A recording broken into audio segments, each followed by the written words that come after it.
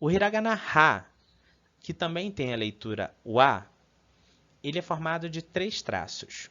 O seu primeiro traço é esse à esquerda, que lembra o hiragana ho, que nós veremos mais à frente.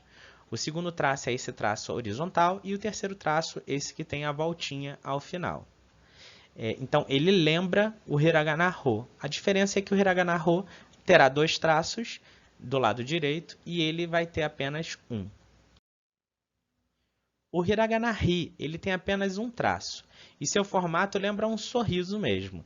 Se você pensar num desenho animado, seria mais ou menos assim, um sorriso ou um nariz, né? Então, se você quiser lembrar do hi, né, é mais fácil você lembrar do sorriso.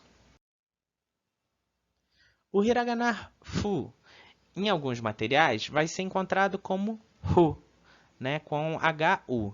Isso acontece porque o som do F é o som aspirado, assim como o som do H, que nós vimos ha, o ri, aí a gente vai ter o hu.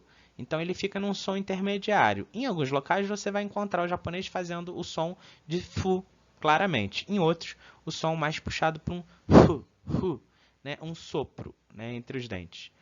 E ele é formado de 4 traços. É interessante perceber que depois do segundo traço, né, a gente indo para o terceiro traço, entre o terceiro e o quarto traço, a gente meio que pode pensar num movimento único.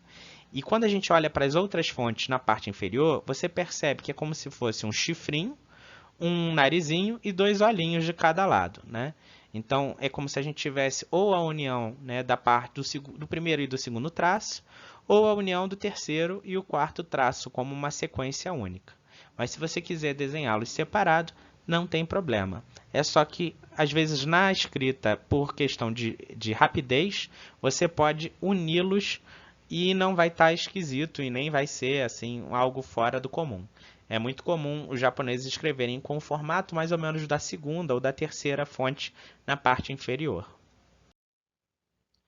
O hiragana he também vai poder ser pronunciado como e, quando ele estiver sendo utilizado como partícula, assim como o hiragana ha também pode ser utilizado como a quando ele estiver sendo utilizado como partícula. Então aqui a gente tem apenas um traço. O importante dele é que nós temos que começar mais alto do que nós vamos terminar.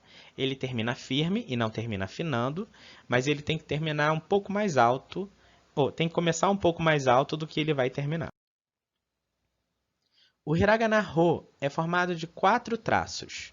O seu primeiro traço é esse à esquerda e os outros traços são muito parecidos com o hiragana ha.